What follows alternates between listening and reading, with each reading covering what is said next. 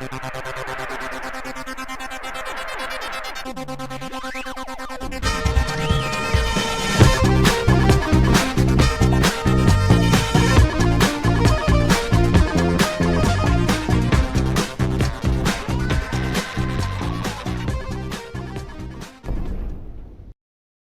guys. Welcome back. This is Matt Chat episode 546, featuring an interview with the great Bob Mackey.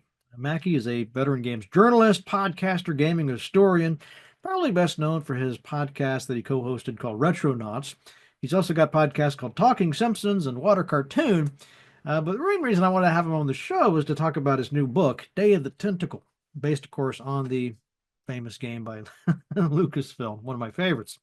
This book gives a great deep dive. He interviews just about everybody associated with the game, from the art to the writing to the production to the design. I mean, it's just all in this really great book. So I want to have him on to talk about that, as well as a lot of other topics. I wanted to touch base with him about podcasting and the state of games journalism and much, much more. Anyway, it turned out to be a really great guest, and I think you'll really enjoy the chat. So without further ado, here is Mr. Bob Mackey. That's a nice backdrop you got there. It's like you got your green screen kind of integrated into your. Oh, no, actually the room is just green. We moved here about 18 months ago and this was the color of the room and I loved it. So Oh, no green screen for me. it probably function as a green screen if you wanted to. Yeah, yeah. I guess it is that color. Yeah, see, it looks like you got Maniac Mansion back there, King's Quest. Yeah, that's the limited run games reprint of Maniac Mansion. I cannot afford an original box copy, unfortunately.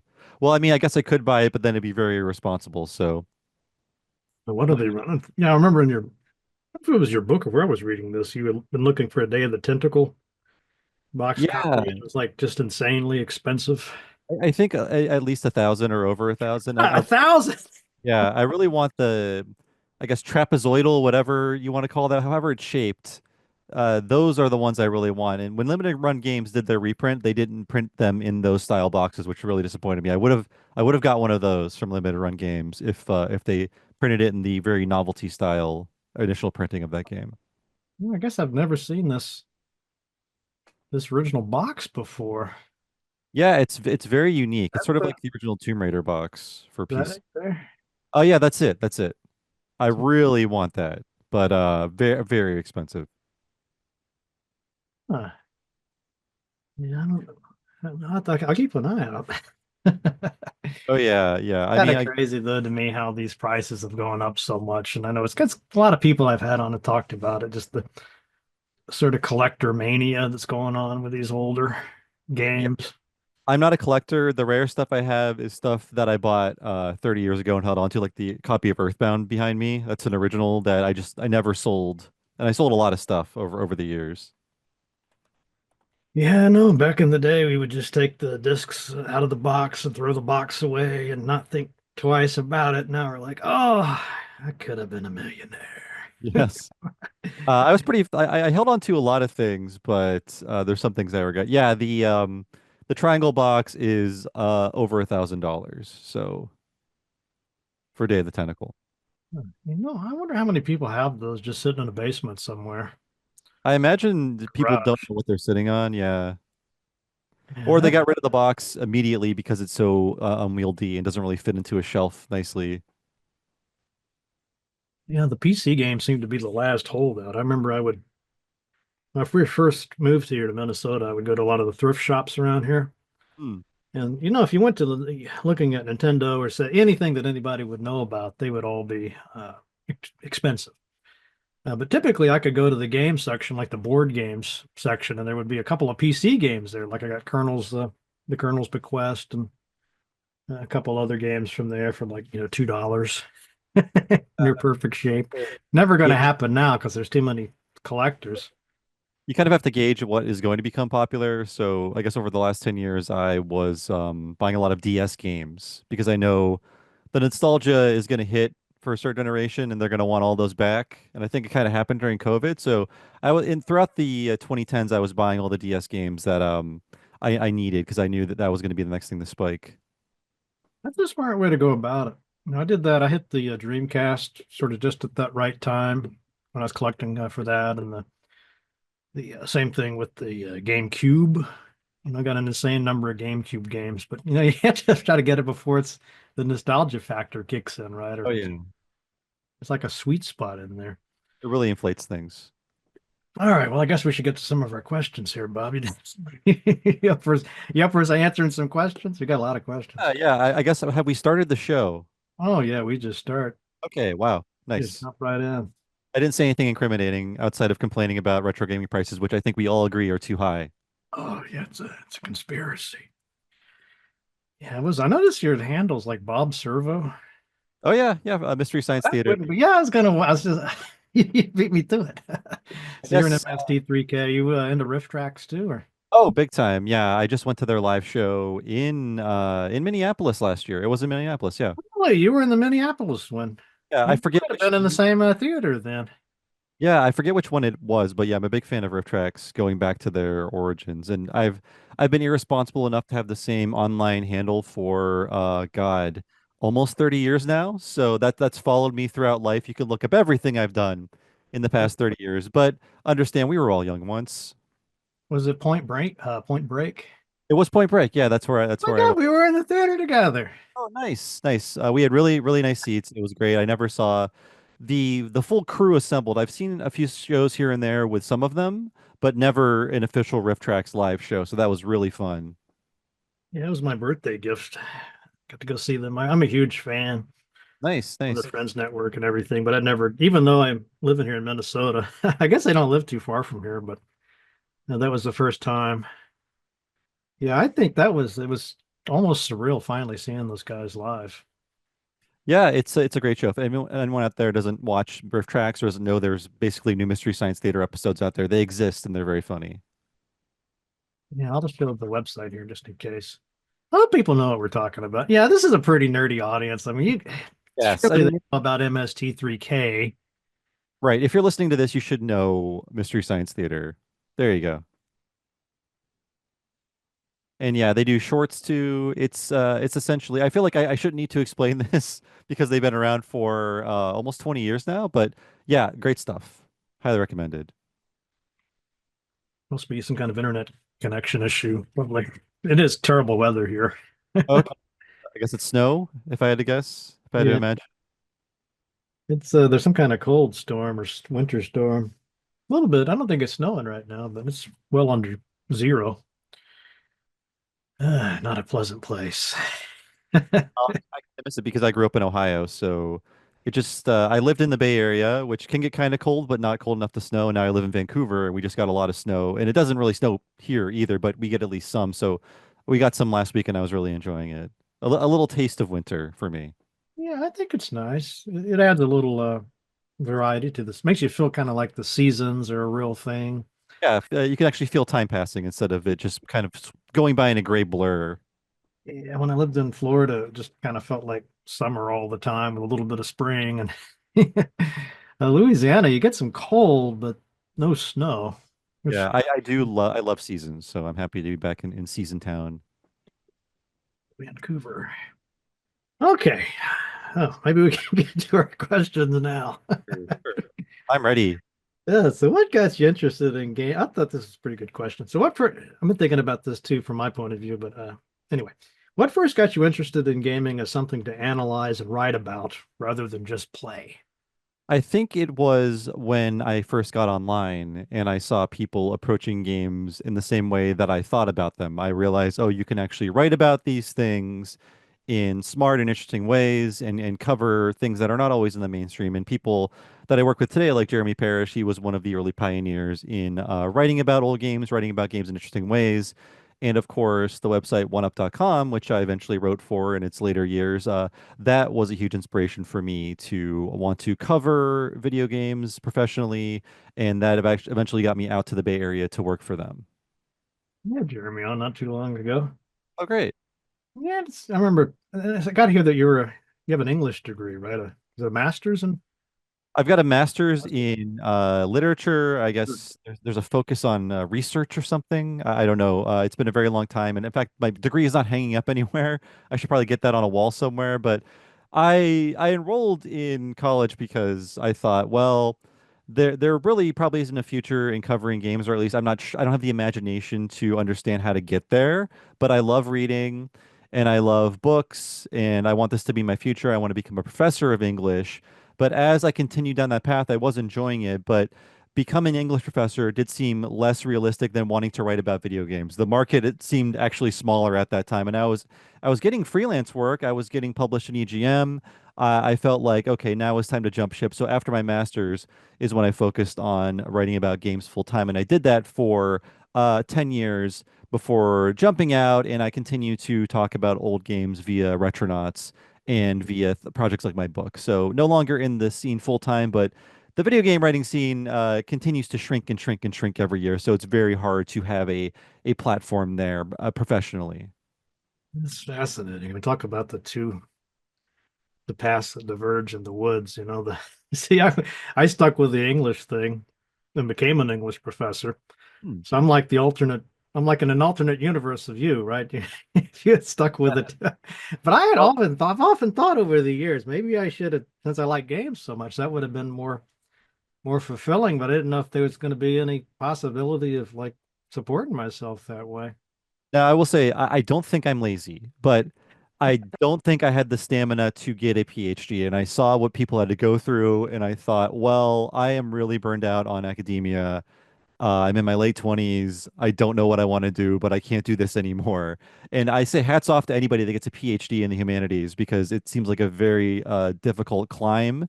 And I just realized I'm not going to be happy if I keep doing this. And I'm already getting an audience of my own. So I was happy to jump out when I did. But if I could have pursued gaming in academia, I would have. But there weren't the right people there quite yet in the late aughts. I found myself trying to integrate it into teaching, trying to integrate it into some of the classes I was taking, and I found a lot of pushback. So it felt like it was not quite welcome yet. That's it. It seems this really the pushback has gone away finally. I remember when I was starting out, there were some publications like Game Studies Journal it was out, and there's a few other ones, and I was published a few pieces there, and then did the Dungeons and Desktops book. But Hmm. I just kind of ended up in a university where there's really the focus is more on the teaching than the insisting that you have the peer reviewed journal articles and the flagship journals. I'm probably like boring the hell out of the audience with it. But now I can teach classes like I got a class about video game studies. That's great. So I'm able Yeah. to like do some, it's not like I have to just not ever play games or there's no connections between the games and the English professor stuff. Yeah, I integrated some games into my college writing classes I taught, but there was a lot of pushback. Not to linger on this element too long, but back then in the late aughts when I was in graduate school, professors were really focused on Second Life. That's all they ever wanted to talk about, Second Life. This is around the time when I was reading websites like Something Awful, listening to podcasts, and hearing about all the Second Life pranks because people who actually knew about Second Life weren't taking it seriously at all. But certain professors I had who were a little older, a little more out of touch, as we all get to be out of touch, they thought, well, this is the future. We're going to have classes in Second Life. Second Life is going to change the way we talk to each other, et cetera, et cetera, et cetera. We're not doing that right now. That didn't really pan out, but they wanted to talk about MUDs and Second Life. But if you brought up anything else, they would just think you were being unserious. So that's what I was dealing with. But again, that was 15 years ago, and I think a lot has changed. Yeah, I have flashbacks to that era. Yeah. Second Life. Yeah, and they got sort of enamored, Minnesota State Education, what it was called back then, MnSCU or whatever. They kept hearing the story about these guys that had bought some real estate within Second Life and then sold it for real money. Right, right. I think it was, That was like everybody was talking about this, and they went out and bought an island in Second Life, and they were going to recreate the campus, and they were spending all this money to get developers to come in and like recreate all the college buildings with yeah. Second Life.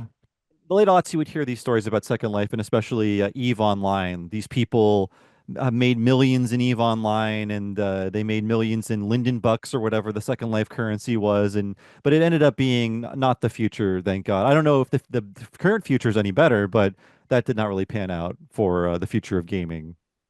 These things come and go, don't they? Yeah. Now we got the metaverse. They were talking about that not too long ago. Was that? I think that was Facebook, right? The Zuckerberg. Meta. I I feel like it's not quite dead yet. They invented Feet, but that's what's when they stopped giving us updates on that. But as far as I know, it just seemed like a different way to have a Zoom meeting with your office. Just Yeah, with me's from Nintendo Wii instead of you just having your camera on. that's, that's a great way to describe that. I feel the same way about virtual reality sometimes. That'll be a big thing for a while, and then it'll kind of fade, and then it'll be back. And I could find like ads from the '80s where they've got the goggles and stuff, and it seems like it's going to happen any day now. Speaking of which, what were some of the first video game books, magazines, or websites that shaped your approach? Oh boy. So, of course, I was a buyer of and I was indoctrinated by Nintendo Power. Hmm. And that really got me into the sort of Japanese design sense when it comes to publishing because a lot of that was laid out by a Japanese design house. It used a lot of art from Japanese artists. So it was sort of like getting me into that style. Obviously, the editorial integrity was not great because it was a book meant to advertise games to you, but it got me excited because, oh, there's actually a magazine about something I like, and it's sort of validating this hobby I have, and it lets me learn about every video game, even if I can't afford to play them. That was an important first step. Other ones in my life were things like Ultra Game Players, which was run by a lot of really snarky Gen Xers. It was sort of like an MTV generation style take on video games journalism. A lot of swear words, a lot of jokes. It taught me, oh, you can sort of have a sense of humor through these things. And then, like I said, One Up was a magazine, or sorry, One Up was a website that I really loved. I eventually wrote for it that showed, okay, we can approach games intelligently. We can write a lot of great features. We can cover games that are older, like retro games. And I guess another magazine I really loved was EGM. In its time, they had a lot of integrity, a lot of great reviews, a lot of great features. EGM was part of the whole One Up family too, so I really love that ecosystem, the One Up EGM and the rest, like Games for Windows magazine, things like that. That was really where I feel like there was a peak in terms of quality of games writing and just the sheer amount of websites you could visit was astounding. Now we're down to like three, I think. Yeah, what happened? Brought back a lot of fun memories when you were giving these. I was trying to find some of the pictures. Yes, and I started freelancing for EGM right as the magazine was dying, and I have the final page of the final issue of the first run of EGM. It's an article about the top 10 video game dogs. So I sort of ended EGM, not intentionally, but unwittingly. So they went out with my article. There's another version of EGM out there, which was, I guess, published by a different publishing company and made specifically for Walmart, which I didn't have any experience with that magazine, but it went on for, I believe, over a decade. But that era of the magazine is lost to me. It just feels like a different publication just going by the name EGM. Hmm. No offense Speak. to anybody who worked on that era, but I never saw it because I didn't go into Walmart. So for me, EGM ended in 2009 when I was a reader. You were in that. You got into it at an interesting time. I feel like you probably saw a lot of changes, a lot of evolution Yeah, of I didn't imagine. gaming as well as the journalism around it. Yeah, for sure. I mean, I didn't think it could shrink more when I joined it full time, but it just keeps shrinking and shrinking. Not to get too negative, but I got into it thinking, okay, you can write for magazines. As soon as I get into writing for about games full time, the magazine disappear. And then I thought, well, okay, there are at least still websites. Websites are still viable, but no, a lot of things happen, poor management, acquisitions, mergers, et cetera, et cetera. Those go away. But thankfully, I'm very fortunate to have built up fans and listeners and followers through those platforms that no longer exist, and I can exist independently on Patreon. And I'm a big Patreon supporter, and I feel like that is the best place to go for video game coverage today. It's a lot of the people you used to like who can no longer be employed because those jobs don't exist anymore. So now they have their own platforms where there's a lot more editorial freedom, a lot less burnout, and they can really set their own schedules and cover the things that they're best at covering. All I can say to that is amen. Yes. I have a Patreon. This is how this channel stays on the air. So of course, I'm a little biased. I love Patreon. It's been my full-time job for almost 10 years, just So that's being your full-time job. It's kind of just a side gig for me. I mean, even it used to just be a side gig too. So Patreon, I've been on there since like 2014 with Retronauts, and It was a side hustle, but before that, there was really no way to fund anything outside of saying, "Oh, go give to this PayPal address," or "Give me your credit card number directly." And people didn't really trust that. But now there is an established way. I like this person. I want to give to their cause. I want to get a little something in return, and I can trust that I won't get ripped off. Yeah, I think yeah. Before I was just PayPal. I want to say there was something in between, but I think I went from that to straight on to Patreon. Yeah, I'm sure I feel like there were there's a couple other things you could do, but yeah. I haven't ever But had any problems with Patreon. yeah, for sure. And if you gave money through PayPal, PayPal wasn't going to send you the podcast you paid for. You had to go to another place or just download it for free. But it's a nice system that's been set up, and I'm a big fan, and I love using the site, and I love being on there. It's a great way to sell what I'm doing and build a fan base there as well. I guess it worked out okay then. So it sounds like you would probably say that crowdfunding is the future for gaming journalism. Yeah, I think it really has been the future for maybe a decade now. I mean, I guess we're living in that future. You ready for a fun question? Oh, sure. Are there any past reviews, features, or interviews from your career that stand out as particularly meaningful or nightmarish? Oh, well, I guess meaningful. I was lucky enough to get to talk to everybody I wanted to talk to for the most part. But there are big guns like Shigeru Miyamoto, of course. He's kind of out of reach. There were maybe times I could have talked to him through things, but things fell through. You might not believe this, but he is very in demand. But then when I joined games writing full time, there were a few goals I wanted to accomplish. Like I want to talk to these people. I want to write about these things. And my book, my Day of the Tentacle book through Boss Fight Books was essentially me getting to talk to everybody who made one of my favorite games. So that went very well. I went to Double Fine to talk to Tim Schafer. I sat down with him for an hour. The rest of the interviews were conducted from home. But I've been very fortunate to talk to like basically all of my heroes. I didn't get to talk to Shigeru Miyamoto. For whatever reason, I got to talk to Koji Kondo for an hour, the composer of the Super Mario Brothers music and the Legend of Zelda music, and just to talk to him about his career. I'm still not sure why that interview happened or why I got it, but I was very, very fortunate. And I will say one unfortunate thing I did was I got to talk to the video game developer Swery. He's the guy behind Deadly Premonition, and I still really like his work. But I was really set up to fail because I had to interview him for a video project and not used to being on video, not really trained to being on video. And I think his lifestyle has changed since then. This is over a decade ago, but he seemed very, very hungover and his translator did not speak English very well. So it was a lot of me sitting down with him while being videotaped and just asking questions that I thought were good and just getting stonewalled the entire time. And to be fair, he is my Facebook friend. He wishes me a happy birthday every year. So I think there's no bad blood between us. But I think I just got him at the wrong time. And I could just feel myself sort of turning inside out during that interview and knowing, like, oh my God, this is all being filmed.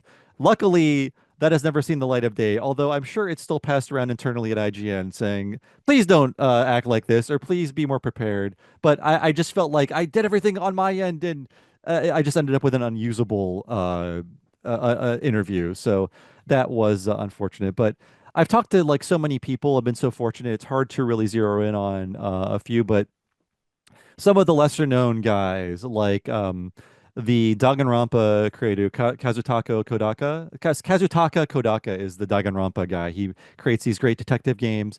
When those games were first coming out here and just for the Vita and very small, I got to sit down with him at a cafe in San Francisco and talk to him. And that was great. Just like, oh, I don't think anybody cares about this interview but me, so I'm really gonna sink my teeth into it and take advantage of this opportunity. So I've had like a solid 10 years of great experiences, so it's really just hard to zero in on what I want to yank out. But the one really embarrassing moment was pretty rough. Uh, so do you know Japanese or? Actually, I was just doing my Duolingo right before Ah! the interview. No, I don't know Japanese, not enough to be conversational or to ask questions, especially back then. I just knew like the 200 words that anime taught me, and they're mostly things you yell out during a battle. So that didn't help me at all. But to be fair, that was not part of the job qualifications either.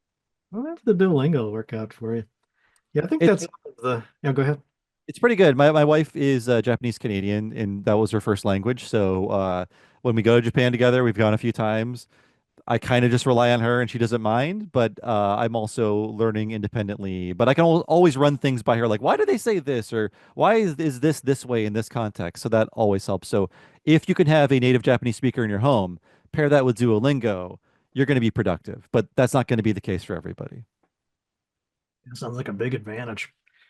Yeah, I was thinking with the some of these interviews, if you do them at conventions, you run into those folks that they're out partying the night before, you know. Like it Yeah. happened to me with Steve Moretsky, the Planetfall. I don't know if you played that one, but he was so hungover.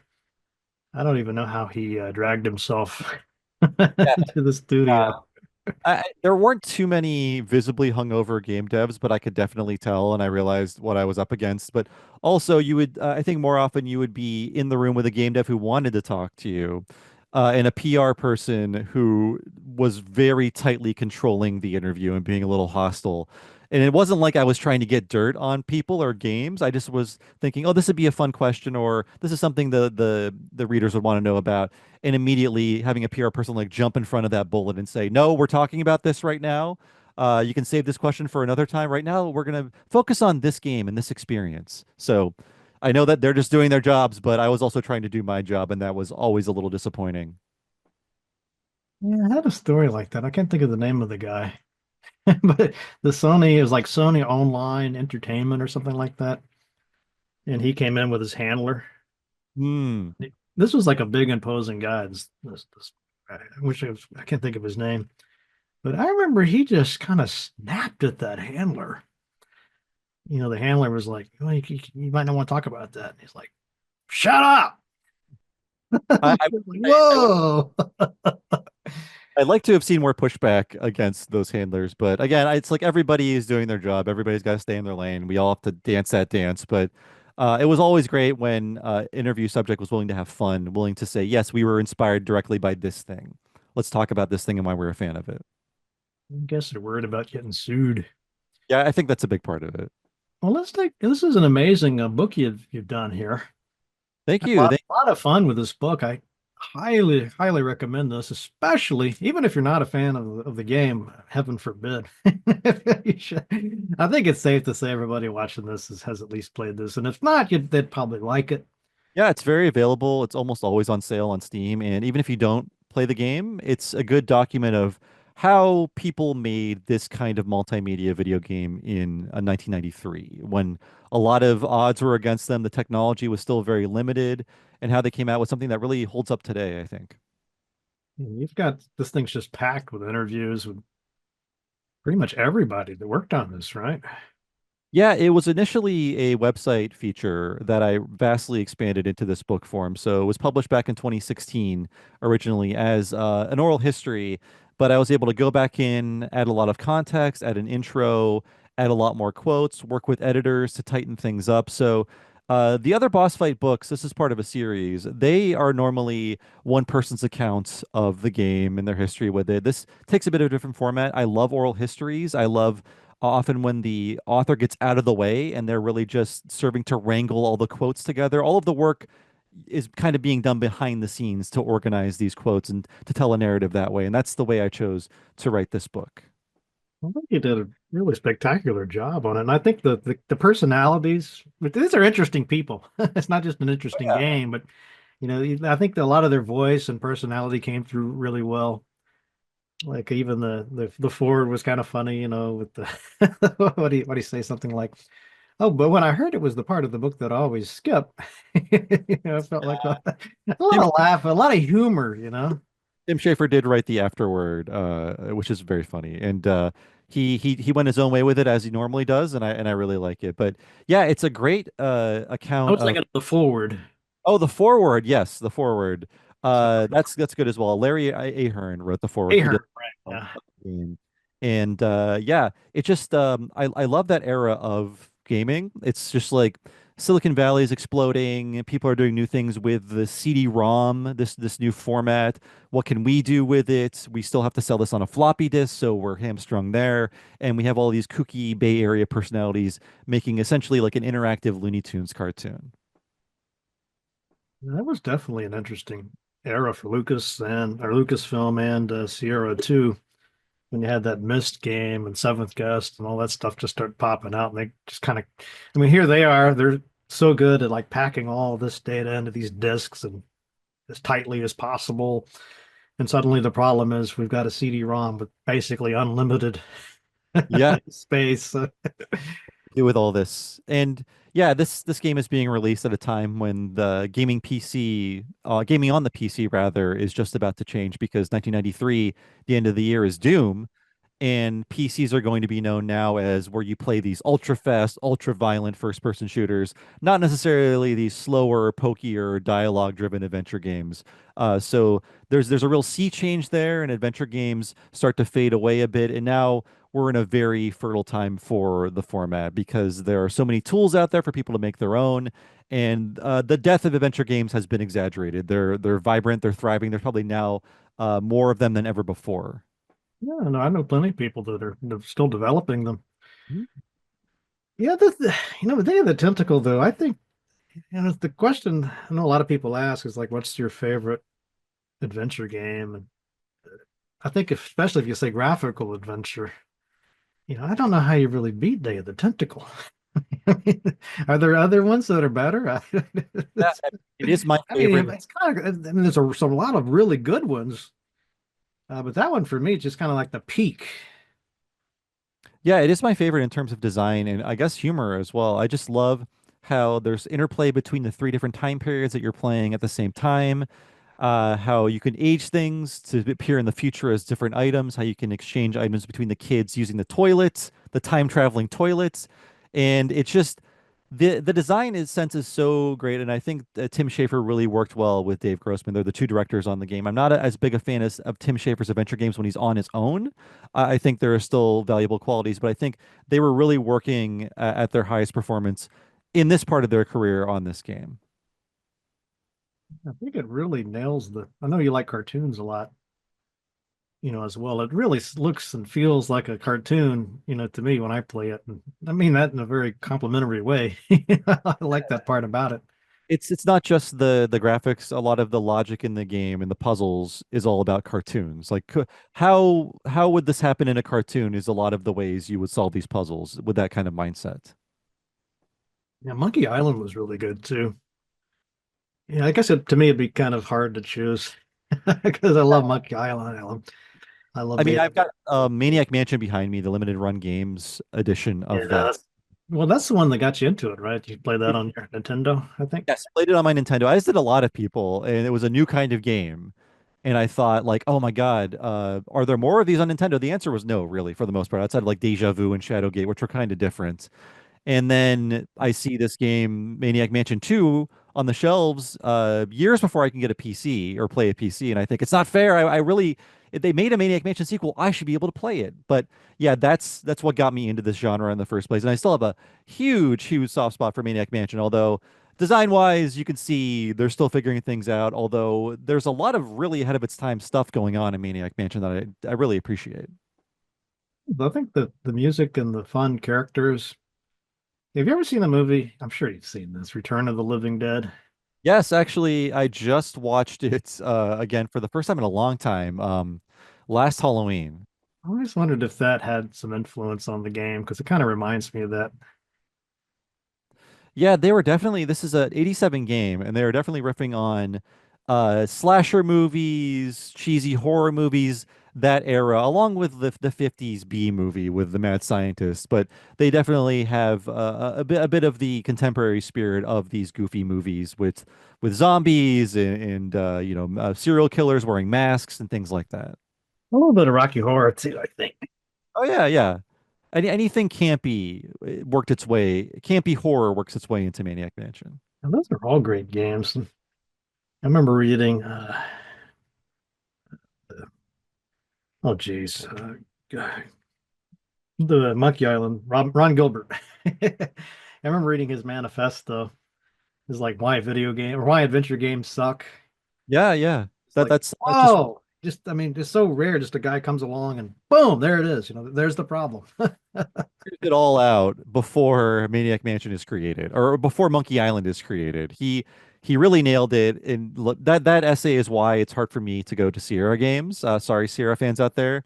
I really like learning about those games, but I really don't like playing them very much. And Ron Gilbert kind of set the rules out for adventure games, which I think most people do follow. And they were very forward thinking. So many things are annoying about those. Well, I'm the same way with the Sierra games. Yes, they're classics. Yes, they're amazing. But on the other hand, it really sucks when you've been playing something for hours and just because you didn't do something like in the first 5 minutes, now you're screwed. There's no way to finish the game. You've got, you Well, know, there, it's yeah, not and there, so funny when you're, they say, well, that just adds to the value of the game, right? Because now you can enjoy it again. yeah, it's I did interview Ron Gilbert a number of times. He's been on Retronauts, my podcast, and I always remember some of the more insightful things he said. And one of them was people assume these games were hard because you were supposed to sit with them for weeks and months. And yes, that's partially true because there were less forms of entertainment. But he told me when you were stuck in a game in the 80s, there was always something better to do. People would walk away and never finish a game. So uh, to a certain extent, you could see why a game was made to last as long as it was, but there was always something on TV. There was always a place to go. There was always a more enjoyable thing waiting for you if you were stuck in an adventure game. And he wanted to push people through his game without bailing out, which is why in his new games like Thimbleweed Park and Return to Monkey Island, the hint system is baked into the game itself because he does not want you tabbing out to go to GameFAQs or to go look up a YouTube walkthrough. He wants you to remain within that landscape because he knows if you get stuck, you got a busy life, there's a lot going on, you're going to leave the game and you might not come back. So he wants to keep you in that game. Yeah, I think that's brilliant. I mean, that alone. Yeah, Yeah, yeah. I remember when I was reviewing adventure games for Adventure Classic or Adventure Gaming Classics, whatever it was called. Uh, I always hated it when I get so stuck because I got a deadline. I can't just spend, infinite time trying to play this adventure game. But when Hmm. I got to the point where I'm like, okay, now I got to go to walkthrough because I just don't know what to do. And it would be some crack pipe thing. There's no way nobody, no human is ever gonna, deduce this. But it really kind of diminished the whole game experience for me after that. It's really hard to go back to it once you've If kind of had to go outside. So I totally think he's right. Yeah, he realized it's unfair to make a player think like the developer. They don't have access to the same design sense. They don't know what we were thinking when we put this together. They don't know what kind of cause and effect that we were implying with certain choices. So, putting designers in the mindset of the player was very helpful in making these adventure games a lot more playable. Yeah, absolutely. Well, what's something surprising or unexpected you learned while writing the book? Just learning about some certain people who were, I guess, partially involved, not to any extent that had an effect on the game. But in my book, you can read about how George Lucas, he is the guy who, of course, was behind Lucasfilm Games. He didn't have a huge impact on it, but he did look at some of this game and give his feedback on this, which you can read about in the book. And I was like, oh, at least there was some kind of George Lucas meeting here. And they also got Chuck Jones involved just as a consultant because they wanted to know, okay, we're making a cartoony game. Chuck Jones still alive, one of the best cartoon directors of all time. Let's get his feedback. And ultimately, I think his feedback boiled down to you should make the characters animals because they're more fun to look at, which I do agree, but I love how weird and grotesque the characters in Day of the Tentacle are. So just these kind of people in the periphery were very fun to hear about. I'm gonna see if I can get some pictures of the game just so we take a look. 1993. Wow. And also hearing about Tim Schafer kind of understanding the powers he had, not really knowing at the time because when they're casting voices, Bernard is arguably the main character, and he thought, let's get a Les Nessman type, the guy who uh, was from WKRP in Cincinnati. He didn't know that that guy was available and could just do the voice, and he did. I think it holds up even today with the style because of this sort of aesthetic that they went with. Yeah, it's both. It just feels to me like both an homage to Looney Tunes, but also very much of the kind of post Ren and Stimpy 90s style where everything is skewed. You're seeing weird angles. There's never actually like a straight line in the game. Everything is sort of like round and at a weird angle. We're seeing these backgrounds now. Yeah, there's like no straight line to be found in this. Everything is very unstable architecturally. It was interesting in the book how you were talking about how they made this humorous by relying more on like visuals than the delivery because I guess there was some delay in like the when you write the dialogue and then you have to have the a voice actor come in. They weren't quite as sure how that was going to land, and so they would emphasize more stuff, more visual gags, I guess. Is that Yeah, something? I'm not making that up. no, it's just the way that a game with that engine would feed you dialogue. You couldn't really have the timing necessary for a lot of really great comedy. So you're hearing like one sentence at a time. It's pausing long enough for you to read it if you have, the captions on as well.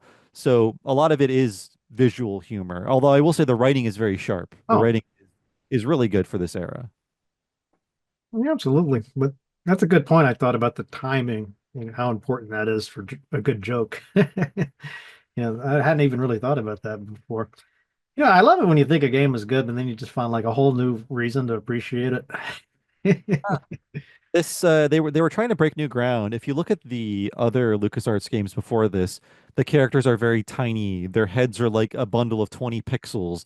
Here, they're I guess 2 to 3 times bigger than someone like Guybrush Threepwood or Indiana Jones was in the older games. And because of that, even when you're working at 320 by 200 resolution, which is very, very blocky, you can still get a lot more out of these characters, a lot more expressions, a lot more postures that indicate their attitudes, a lot more body language, things like that. Yeah. Remember you'd compared some of these other games like Full Throttle and Grim Fandango is one that comes up all the time. I guess that's another contender, right, for the greatest. That one, now I'm going to be controversial here. I love the world. I think it would honestly be a better movie than a game, but I don't like the puzzles in that game. I don't like a lot of the design sense of that game. And I just replayed it for a podcast not too long ago. There's a Retronauts about it if anyone wants to check it out. A lot of the game is really a lot of running from location to location because you're playing this in 1998 and they just want you to marvel at all the pre-rendered backgrounds. So you're going to be spending a lot of time running through empty sets essentially in that game, and that time really adds up. But in the context of 98, I understand why they did that. It's got definitely has a unique aesthetic to it. Yeah, they knew they were limited with the amount of polygons they could use, and they really use that to their advantage. Yeah, the look of the game is great. If they could make this into a 90-minute animated movie, I think that would be the perfect Grim Fandango for me because I love the story. I love old crime novels. I love film noir, and I think this really captures it. The voice acting is phenomenal. The worst part of the game is playing it. It's not a bad adventure game. I just think what I'm used to for LucasArts, it kind of goes under the bar a little bit. But this is the end of the era, and the game that follows that is Escape from Monkey Island. That is a bad game that I hate playing, and I forced myself through it during the pandemic, and I made my wife play it too because we were on a podcast together about it. If you thought COVID was miserable, you did not play COVID. Sorry, you did not live through COVID and then play Escape from Monkey Island. That just tripled the misery, I think. You ever played the Gabriel Knight series? And Very little. I played the first one probably more than the others. And a little bit of the full motion video one. Those are ones I kind of want to go back to, but I know the third game is when everyone thought this has gone too far and we need to stop adventure games before they kill someone. yeah, I like them all for different reasons, but the puzzles in those, I don't know who could solve those. There's probably somebody that could do it without a walkthrough, but wow.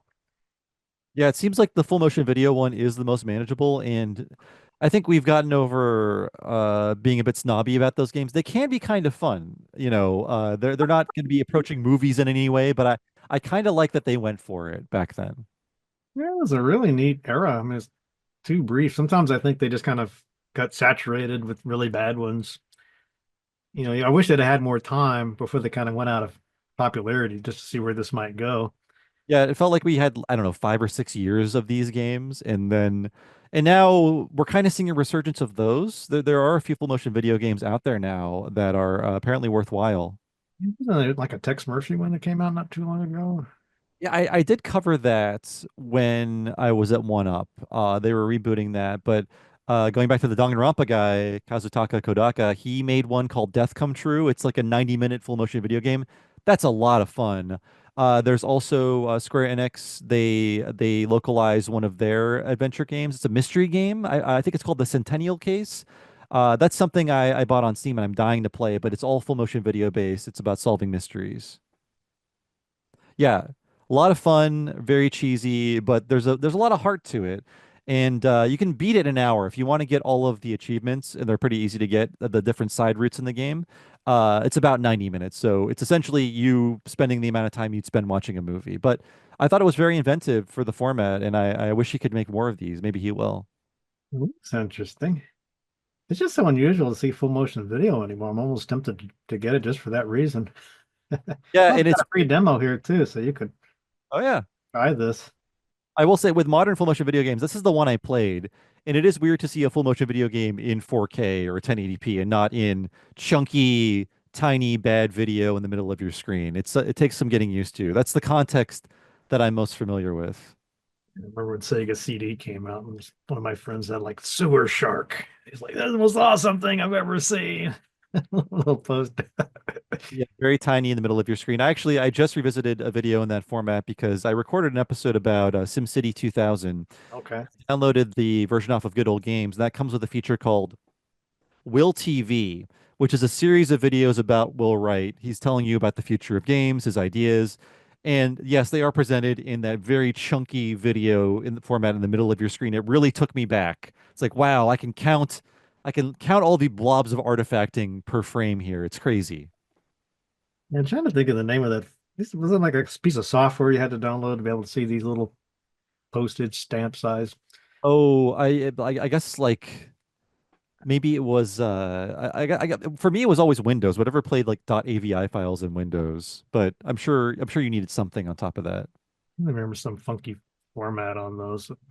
Yeah, I saw there was on X the other day. There somebody had posted a bunch of the boxes of those old video cards from the 90s. Do you remember those and the funny names like the Yeah, Voodoo, Maximum, they all Turbo? have weird CGI elves on them or babes. Yeah, but it's what a time. Well, I think we've already kind of covered this. Are there any other adventure games that you think deserve a second look? Oh boy. In terms of new ones, we were talking about Monkey Island. I really love Return to Monkey Island. I thought that was a really good, no pun intended, no repetition intended, return to form for Ron Gilbert. Still, I don't like how he does endings. Not a big fan of the ending, but the entire game's like, oh God, this is like a master working on adventure game puzzles. And in terms of, I guess this is an older game now because it's 15 years old. It just came out a remastered version of it. It's the third season of the Telltale Sam and Max games. Oh, The first two seasons are very standard point and click games. The third season is a lot more about mechanics, like trying to reinvent adventure game mechanics. And I think they do an amazing job. It's sort of like an evolutionary dead end for adventure games, but I think they're all worth playing. And by the time the third season came out, I think people were burned out on that adventure game series. And then The Walking Dead comes out, and Telltale only makes games in that style anymore. So yes, it's called The Devil's Playhouse, just remastered, and fantastic, fantastic. And I've enjoyed the other remasters of the Sam and Max games as well, the Telltale games. I really like the Salmon Max game. I don't know if I played all of these. Yeah, Yeah, Telltale games. I like their. Have these guys ever made a bad game? I mean, it seems like I've liked every one of their adventure games.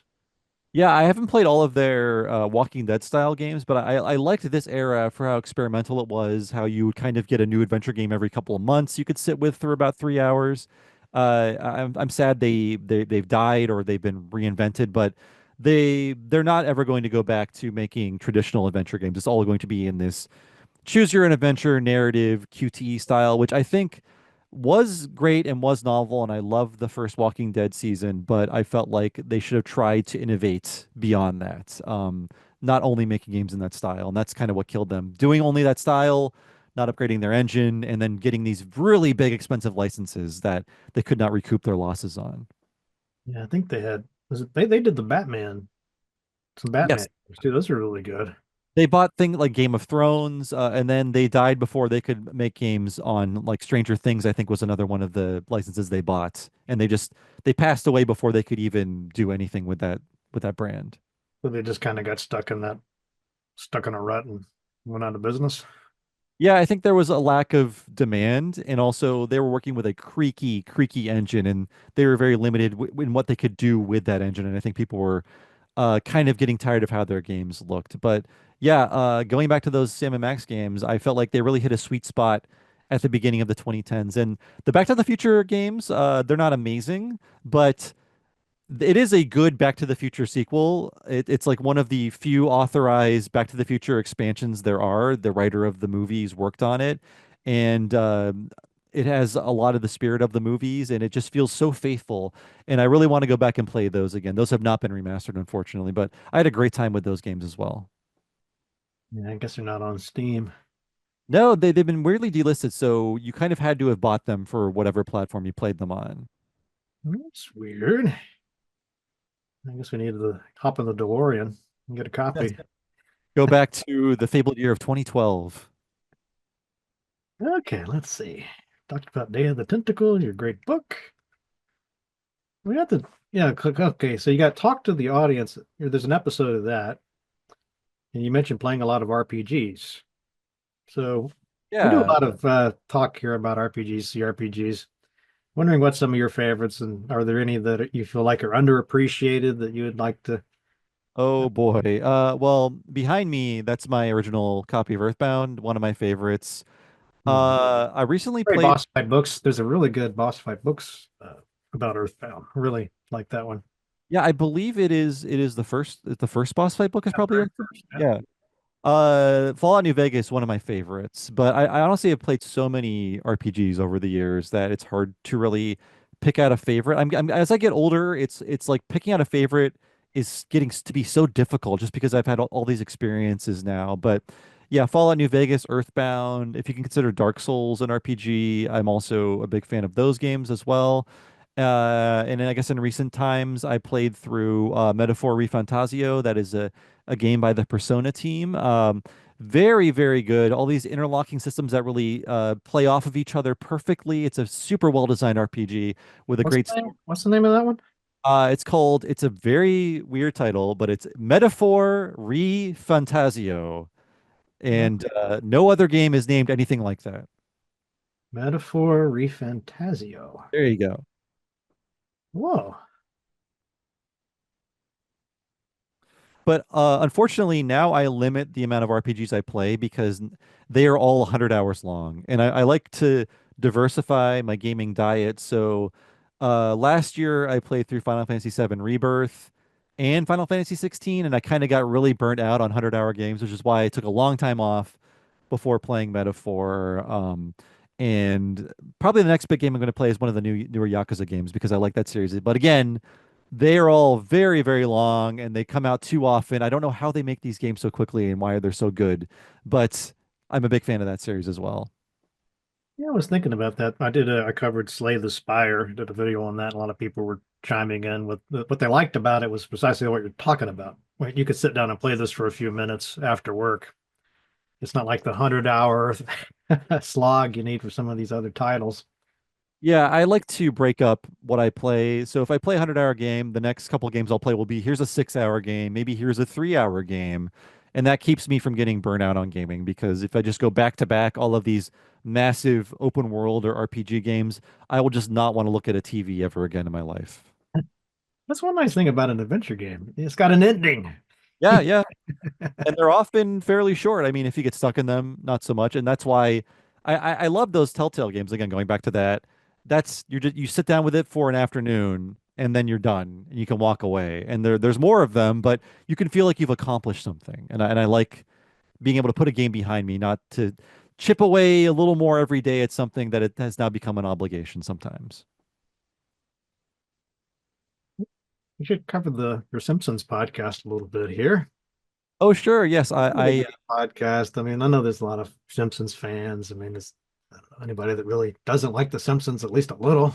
I think most people should like Talking Simpsons, which is the podcast the Simpsons podcast I co-host. We're coming up on our 10th anniversary, so we've been doing it for a very long time. And yeah, we cover The Simpsons on Talking Simpsons, but also we have a lot of side shows like Talking Futurama, Talking of the Hill. We cover things like Batman the Animated Series and The Critic and Mission Hill. We're all about covering usually animated sitcoms or elevated animation, and you can find more about that at patreon.com/Talking Simpsons, or just look for Talking Simpsons wherever you find podcasts. And yeah, it's been going on for a long time. We probably have 1,000 podcasts at this point. So there's a lot out there if you're interested in The Simpsons and all the great guests we have on. You really go deep too. I Yeah, a get lot of episodes compliments on a lot are of things. upwards of 3 hours long. So just know what you're getting into when you sit down with an episode of Talking Simpsons. You probably get some great interactions with fans.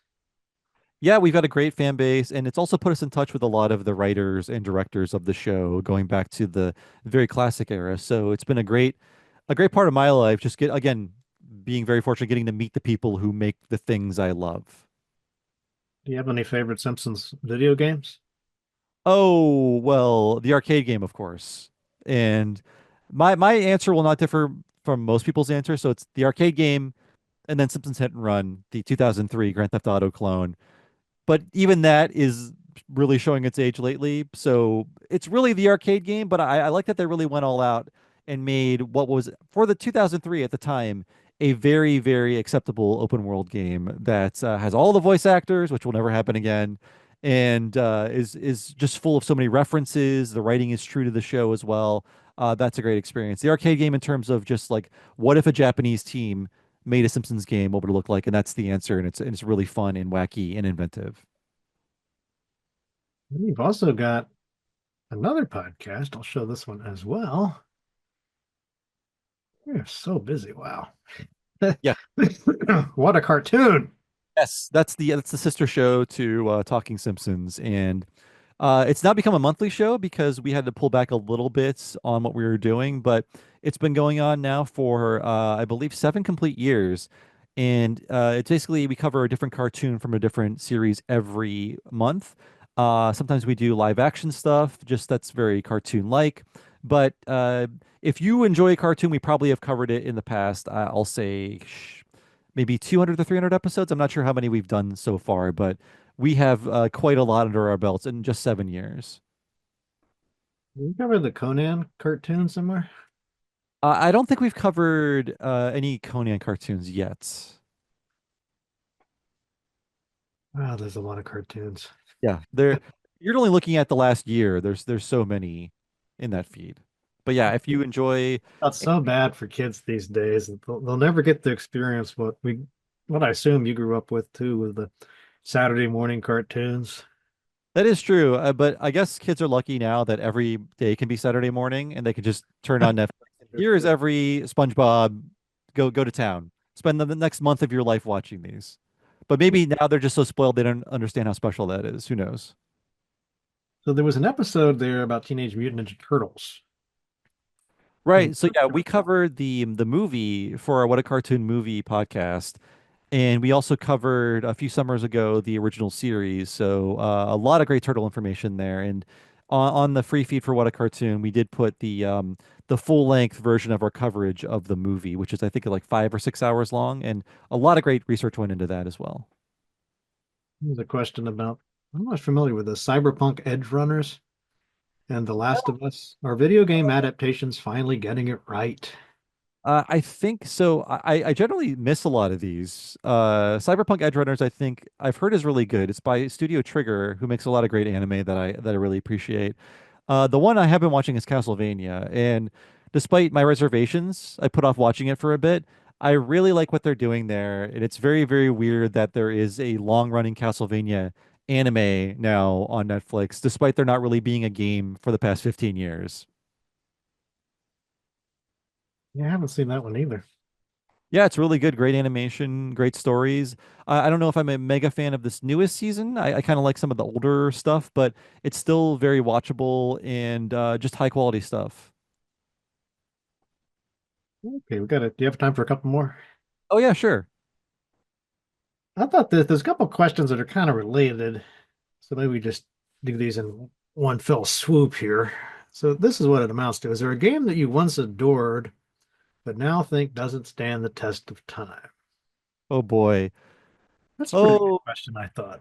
yes. I'm trying, maybe I can get back to you on this, but I think that is the story of Retronauts, a podcast I've been co-hosting for the nearly 15 years now. And you can hear my thoughts on basically most of the games I played as a child and if they hold up via that podcast. I didn't mean for this answer to turn into an ad, but it's hard for me to think of anything offhand. But no, definitely like when I return to things. I can see the flaws better as an adult, and I can say to myself, this is something I'm playing this for the last time. I can't go back to this. Actually, I'm looking at I'm on the website Backlogged, which is just keeping track of the games you played. And this is now a 20-year-old game, Paper Mario: The Thousand Year Door. Really loved it the first time, played through it again, and I thought this is going to be the last time I ever play this game. There are many things about this I appreciate, but it's a game that won't shut up. And I don't have a lot of time for game text now. Game text being good is no longer novel. And in 2004, it was. It's like, wow, I'm reading text in a game and it's good and funny. Now, I don't have a lot of time for that unless that's the point of the game. And there's an RPG to be found within that text in the Thousand Year Door. So that is one of the games that upon a replay, I thought, oh, I thought this was better. That's a tough one because I'm always a little dubious when a new game comes out and you're thinking, oh, this is the best game ever. But you really don't know. You need like 5, 10 years to go by, and then Yeah, I mean, are people still playing it? Do people still care about it? on Retronauts, we have a 10-year gap usually where we're now allowed to talk about something. So we let 10 years pass. A lot of people get super offended by that because I don't think they want to know that time is passing that quickly. And they're like, oh, this game just came out. No, it's 10 years old. But that hindsight gives us time to look at a game more objectively or to understand like its place in the context of when it came out, what it is building off of, if it influenced anything. And I think the podcast has been a great way to just look back to see what was the value of these games, what's their value now. All right, this is a question I really want to know. So, with all the stuff you've got going on, Retronauts, talking Simpsons, what a cartoon, writing books, I mean, all the other stuff, how do you balance all that and avoid burnout?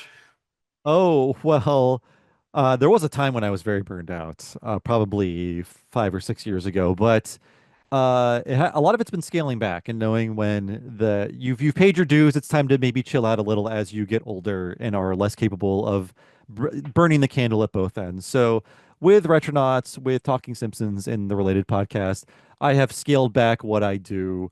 And I now have what I consider a normal work schedule. We now outsource a lot of the editing to editors, where we used to do it ourselves. So a lot of it's been delegating, outsourcing, and for the last, I'll say 2 or 3 years, maybe a little longer, I have had a normal work schedule where it's like get up at 7, work until around 4, and then weekends off. So I now have a regular 40-hour week. I try to keep it at 40 and not the kind of 60 to 80-hour weeks I was spending when I was getting Talking Simpsons and Retronauts off the ground with my podcasting partners, a lot of the building of the businesses, a lot of the building of the podcast.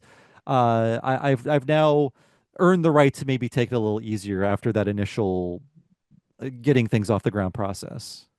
Yeah, I think that's, so many people, they don't realize how much legwork's involved in these things. They're like, well, the episode is only so many hours or whatever.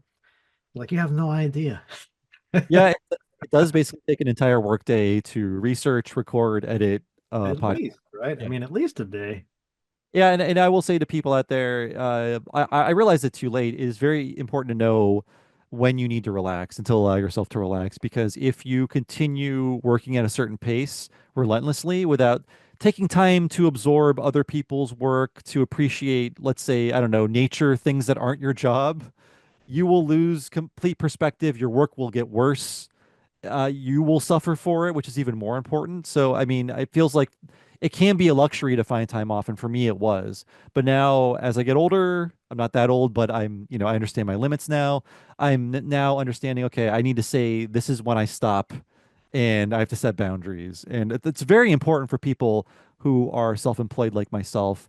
and have been for close to a decade now to know those limits. Otherwise, you will always be working, work will always follow you, and you can never shut that part of your brain off. Yeah, I never wanted to get to the point where it felt so much like a job that I Yeah. started to lose my interest in games, because it felt just like work. Yeah, yeah, and it's important to play things and do things that aren't related to your job as well. Like I love to read. I love to do things that aren't related to video games. So it's great to break out of that. And then when you come back to it, it feels more welcoming. Not like I'm looking at my job, I'm looking at homework, I'm looking at an obligation. What do you think's the biggest mistake people make when trying to start a podcast or a Patreon? I think the biggest mistake is not having confidence. And that is an easy thing to say as someone who once lacked a lot of confidence. But I see a lot of people out there who want to launch a thing and they want to be very self-effacing about it. They want to be very shy about it. They feel weird about promoting it, and I feel like that is the biggest hurdle for a lot of creators to get over because there's so much stuff out there. People are not going to want to engage with you if you're like, "Oh, I made a thing and it kind of sucks, but I tried, so maybe check it out." But you don't have to. You don't have to. Nobody wants to engage with you if you're like that. There's a point where you can take it too far. Like, I made the best thing ever, and you're an idiot if you don't listen. That's also a mistake. But you should be like, I made this. I'm proud of it. Please check it out. And don't be ashamed to let people know about it because I feel like a lot of people are, whatever the expression is, hiding their light under a bushel, whatever the expression is for that. And there are so many awful, stupid people out there who are extremely confident. And your job is to be better than them, be more confident than them because you have something to show for it. And I feel like, unfortunately, a lot of people use self-effacing humor as a way to sabotage themselves, as a way to not take what they're doing very seriously, so they're not too attached if it fails. And I feel like that's a big, big hurdle people need to overcome when they're trying to make something that they want people to engage with and possibly pay for. I think I need to listen to you. I feel like I'm guilty of that, Yeah, It's hard to cut. I feel like it's so hard to cut through all the noise out there. I mean, there's so much content. yeah. It's You there. don't want Everybody. to be self-sabotaging yourself. Yeah, I mean, it's hard enough just to get your name out there, just to be known, just to surface through all the content that's out there. So you're really setting yourself up to fail if you don't have confidence, if you're not putting your best foot forward and saying, "Hey, I'm really proud of this. Here's Mhm. my angle. Here's the thing I'm doing. I'd love you for you to check it out. And if you don't check it out, I'm going to bug you again in a week." And that's how to get people's attention. They don't want, if you're going to shrink away, people are going to say, well, good, I don't have time to check out your thing. The fact that you're not confident about it saves me a lot of time. You're telling me it's not good, so I'm just going to back away slowly. I guess you don't want to sound like you're bragging about something or what's the word, bluster about it, you know. Yeah. But There's a I fine think line.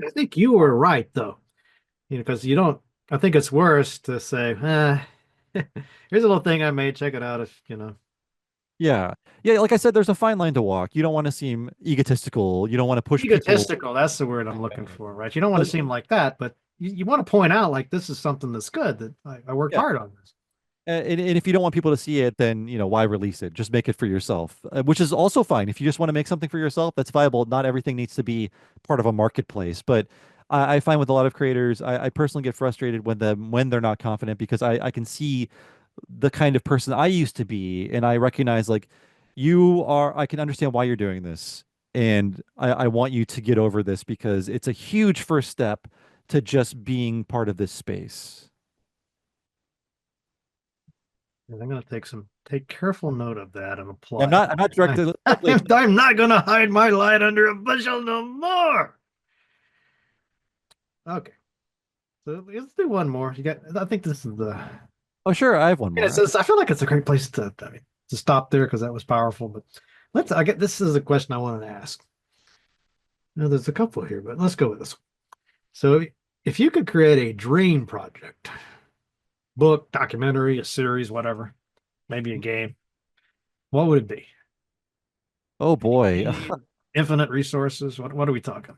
I mean, I would love to get the access that I had for this with any of my other favorite games in the English language. Um, I mean, to produce a work in the English language. So like things like Earthbound or Chrono Trigger or anything. I feel like there's not really a huge market, or maybe people don't understand the value of an oral history of a game. And I feel like, God, like any of my favorite games, they would be open season for an oral history like this, depending on who would want to be involved. But I just love that format so much. I love letting the creators speak while all the wrangling is done behind the scenes.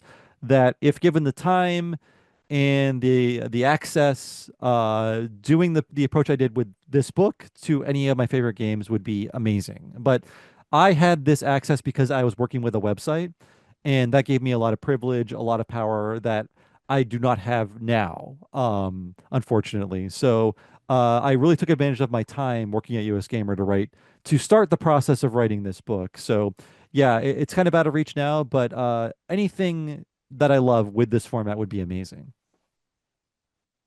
You've seen those gold masters? Is that the name of that? The making of Veronica.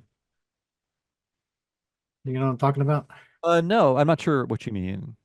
Yeah, this is yeah, Digital Eclipse. Oh yes, yes. Friend of the show, Retronauts, Chris Kohler makes those, and that's exactly what I like to see. Things like this, Tetris Forever as well is another one of those games that also explores the history, and this is a great interactive way to do that. Yeah, I just think I think they're really on to something with this format. Yeah, I really appreciate what they're doing, and I'm glad that they're expanding beyond just like one release as to test the waters. It feels like people are really responding to this. Yeah, and outside of the limitations of text, this is a great way to represent things, to trace a history, to interview people. It's amazing. Yeah, that's one reason I switched to video because I was writing those books about games, but it was so much easier when you could just show Yeah, the game. I mean, a lot of why I transitioned to podcasting is writing. It takes a lot out of you, and frankly, I've done enough. I feel like when I was working for a website, I probably wrote like 100,000 words a month, and I'm not even kidding. It was just a crazy amount of demand from management. Like, here's the amount of things you need to write every day. So, I did get a little burned out, but I was happy to turn that into this oral history and to polish it up and be given the time I honestly did not have while working at a website, because when I was writing the initial version of this, I also had to do daily duties on a website where I was reviewing things and writing features and doing other interviews and posting text and pulling screenshots and streaming and everything like that. But yeah, I'm so glad this came out of my career in the press. You're deservedly proud, but I should thank Gabe Durham. He helped he helped connect me with Bob here. Oh, yeah, Gabe, great editor, and A great guy. I one mean, of I the just love this project so much. yeah, the boss fight books are great, and I will say that one of the things I did not have in my time in the press was an editor. I was hired because my work didn't need to be edited, and that's because they didn't have editors anymore. That was no longer a position that was being filled. So no one edited my work for a very long time. So whenever I get edited, I'm overjoyed to know like, okay, I'm doing this wrong. This is not clear. And the editing process helped this book immensely, which is why it's so much better than what was originally published on US Gamer when that site still existed. I'm really happy with the amount of polish the editors helped me achieve with this work. Man, I love to hear that. I'm going to quote that because I'm teaching a class for copy editors. It's a copy editing class, and they're all worried actually about the future. They're like, well, we're not going to have a job because of the uh, AI and Chats, GPT, and Grammarly, and all this kind of stuff. And I'm like, I don't think. I mean, maybe, but I feel like a good copy editor brings so much more than that.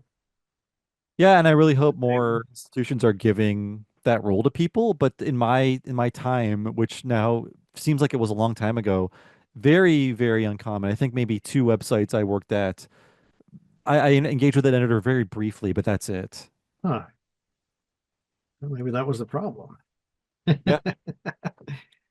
Okay, well, Bob, we've taken up enough of your time. Oh, it's great. Thank you so much for the invite. And everyone, please check out my book, The Day of the Tentacle book from Boss Fight Books. You can get it digitally if you don't want to have another book on your shelf. I recommend that. And also, it's available on Amazon and the Boss Fight Books website. There's no shortage of ways to buy my book, and I'm very, very proud of it. You'll definitely enjoy it. Not even really expensive either. As far as video game books go, no, I think it's like 16 USD, I'm pretty Good sure. deal. Yep. That's for the printed copy too, I believe. Yeah, I'm looking at the USBN, sorry, ISBN right now. It's 15.95. I've got my own little blaster here. Okay, Bob. Yeah, definitely get the book, folks. Check it out. And thanks again. Yeah, thank you.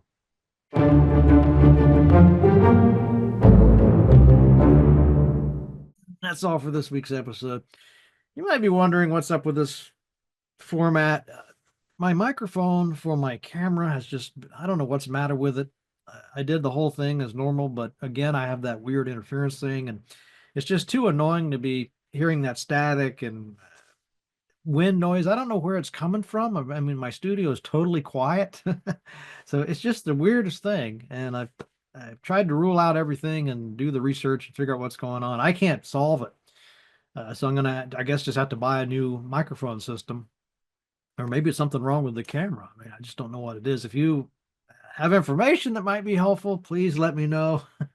Or if you could recommend a system that wouldn't have these issues, let me know about that. But I just have to apologize for now, but hopefully this will be okay, just for a couple episodes until we can get this microphone situation figured out. But let me tell you, there's nothing more annoying than recording like a whole segment and then having to throw it out because of that static.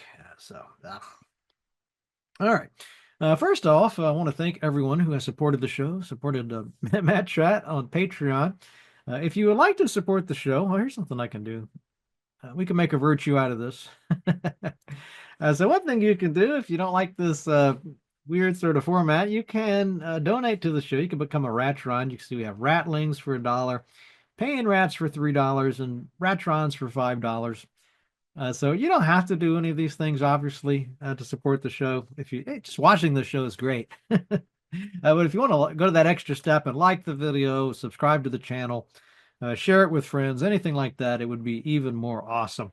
But just know, whatever you do to support the show, folks, I really appreciate it. Matt Bradley sure appreciates it. All the guests appreciate it. You're keeping all this stuff in production and keeping it going. So just thank you so much for that. All right, let's see. What about that news from the Matt Cave?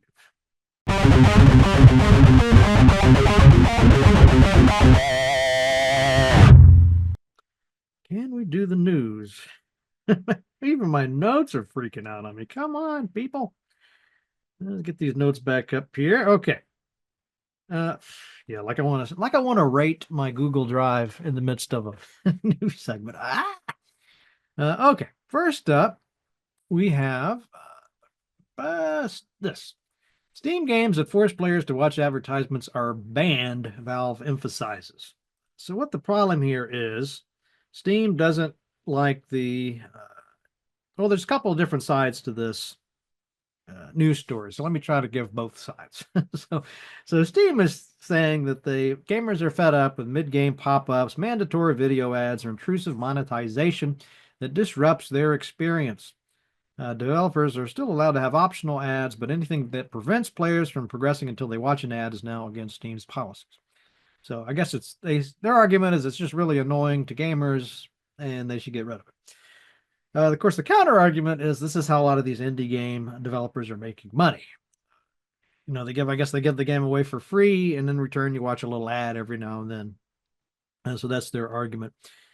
They call it I'm trying to see how they might better phrase that.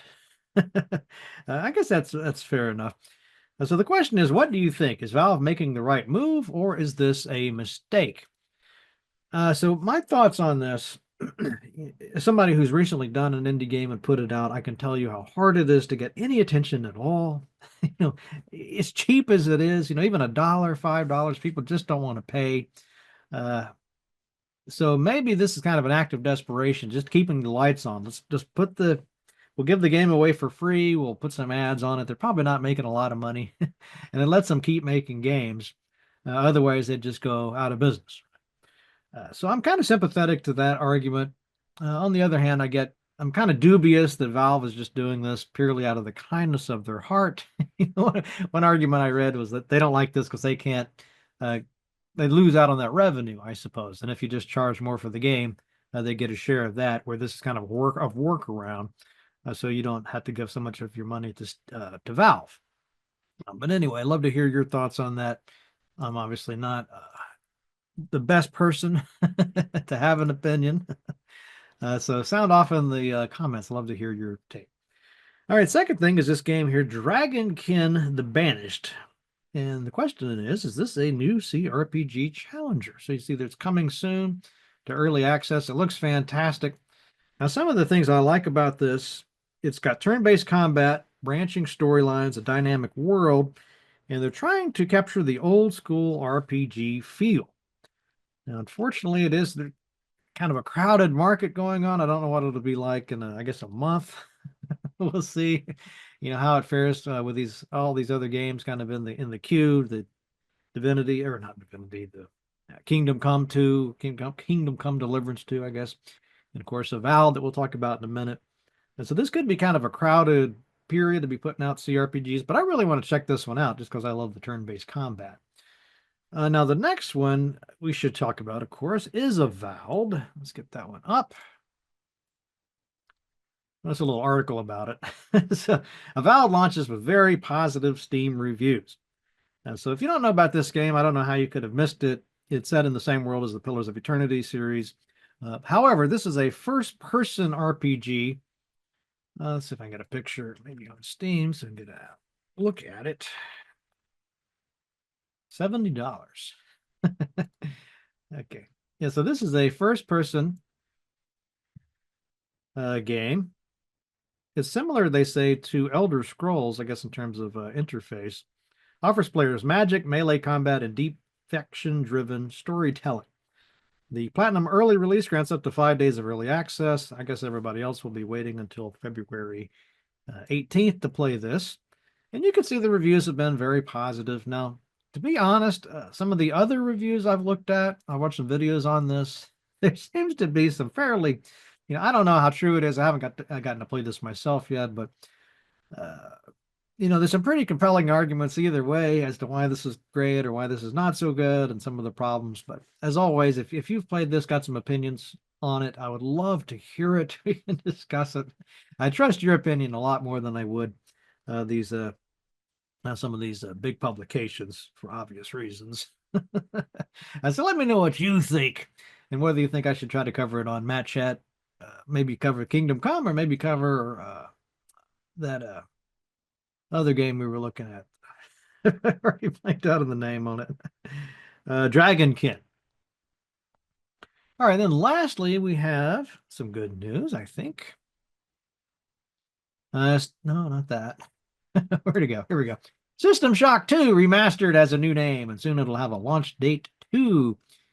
So the new launch date here, let's see. I don't know if I can find it here, but I have it in my notes. Launch date. Where is the launch date? March 20th, 2025. Launch it during the Future Games Show Spring Showcase. So this upgraded version will have remastered visuals, quality of life improvements, and full compatibility with modern systems, while staying true to the 1999 original. Now, of course, you probably know about the original game. It's fantastic. We'll see how they do on the remake here, but I have every reason to think they're going to do a really awesome job. I mean, they've done great with everything else. Night Dive, good friends of the show, so definitely want to stay tuned to that.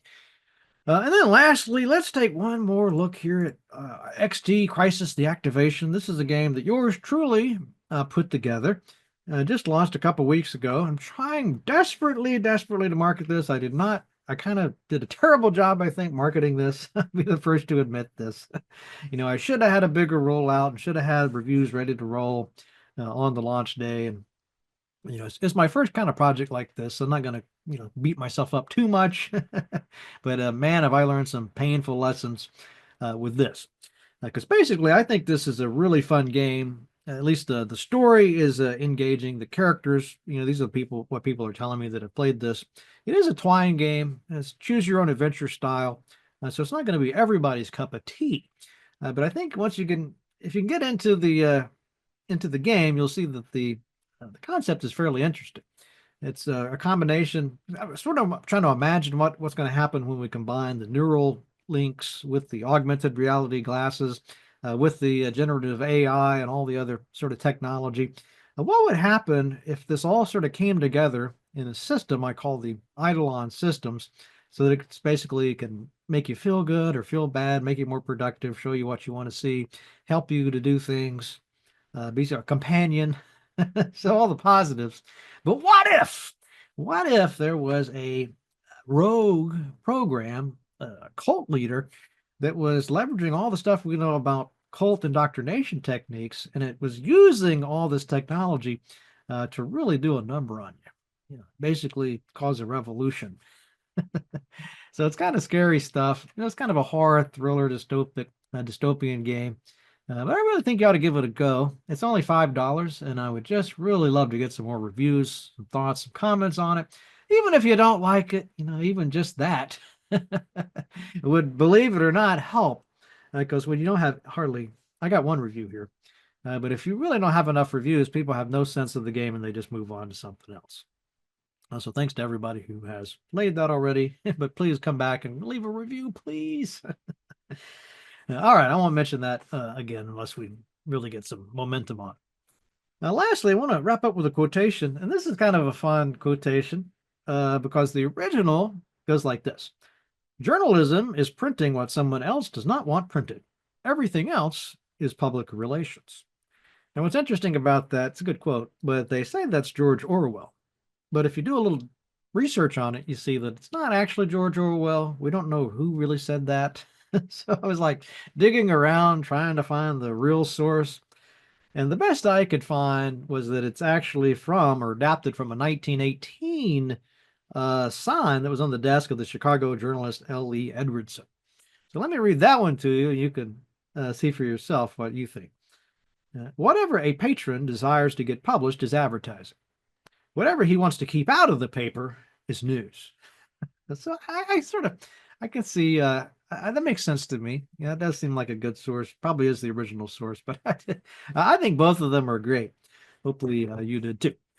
Anyway, hope you guys enjoyed that. I'll try to fix the mic so we don't have to do this sort of weird format again, but I hope you enjoyed it despite that, and I'll see you guys next time.